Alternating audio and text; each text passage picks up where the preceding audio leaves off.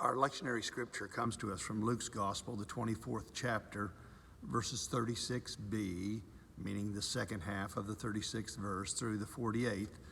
It's another resurrection story of Jesus for this Sunday. Jesus appears, shows his hands and feet to the disciples in the room, then rummages around for a snack to eat, and he eats some broiled fish. He invites the disciples to touch him, handle him. The disciples, there's an interesting line in the scripture, disbelieved for joy.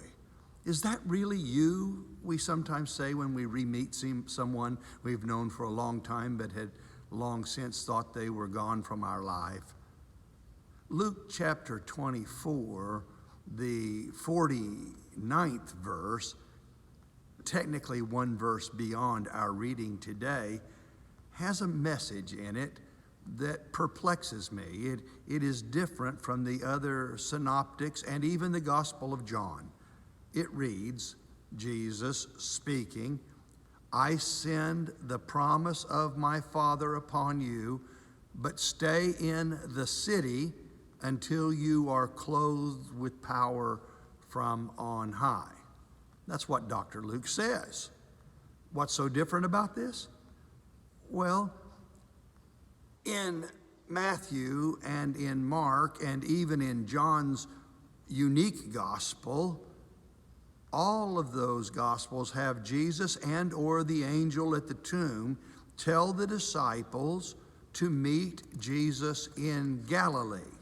He has been raised, he's not here. Tell his disciples to meet him in Galilee. Matthew Jesus says it to the women, do not be afraid, tell my disciples they will see me in Galilee.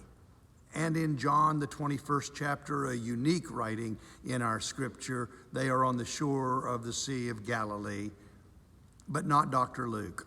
Stay in the city until you are clothed with power.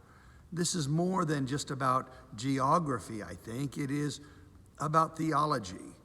Pentecost is to come in Jerusalem, a city bustling with people and strangers. It could be modern Dallas or Houston or Atlanta or Detroit or Chicago or Seoul, South Korea or Nairobi, Kenya, New York. It could be in San Antonio, where we reside, with the crush of people. Some of them are angry, some are frightened, some are hopelessly lost among the numbers. In the cities where people cry out for justice and rights. Many years ago, 1984 to be exact, the doctor was giving a 1-month checkup, and I had a newborn son. I was staying at home with the son. An afternoon baseball game was on the television. It happened to be the New York Yankees, and that's when this parable took place. A foul was hit into the left field stands, heading right toward a little boy who was about 9 years of age. And he was at the game, I think, hoping for just such a moment. He had some cheap plastic binoculars around his neck, an oversized Yankee hat tugged down, covering part of his eyes and his ears sticking out, and a very large Little League baseball mitt in his hand, the kind of kid it looked like that you would put into right field in the 9th inning of a hopeless game. But here he was, and a foul ball was flying just towards him. His glove was up in the air to try to catch the ball. It looked like it was going to get there when suddenly a man, very well dressed, horn-rimmed glasses, knit shirt, reached out in front of the boy, jostling the kid aside into the ground, and caught the foul ball. The mother was trying to comfort the kid, but he was crushed. The fans around, first stunned in silence, but then moved to action. One of them said at first, "Give the kid the ball." And then from behind, Give the kid a ball. And a sort of chant spread across the left field stands there. Give the kid the ball. Give the kid the ball. But no, horn-rimmed glasses tucked it into his coat pocket and pretended not to hear. Over to the side, the plastic binoculars were broken. The crushed boy silent. Then it got to be carried away on the stands. Give the kid the ball went all the way around towards left field stands. Give the kid the ball. New York Yankee fans cheering for justice. Hornrim was still stubborn until one fan got up and walked over to him. The two men stood up looking at each other, and the fellow talking to him spoke quietly.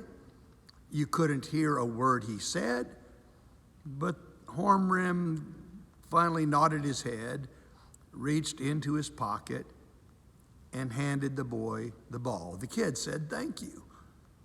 Hornrim sat down. He gave the kid the ball. He gave the kid the ball, started to spread across the stands, and soon Yankee Stadium was cheering. He gave the kid the ball. And then the miracle started to happen. Another foul ball into the left field stands. A guy caught it and immediately looked at the ball, looked over at Hornrim's, and walked over and gave him the ball. Hornrim said incredulously, "Thank you." And then another foul ball, and a big strong guy in a muscle shirt, Fu Manchu mustache, caught the foul ball, walked over and flipped the ball to the kid. And the kid miraculously caught the ball, and applause went all through the stands. The Yankees were losing, but nobody seemed to care. They came to a ball game, but witnessed justice and mercy in a city that sometimes loses its heart. They gave the kid the ball. Stay in the city until you've received power from on high. May it be so in your life too. Thank you for letting me share.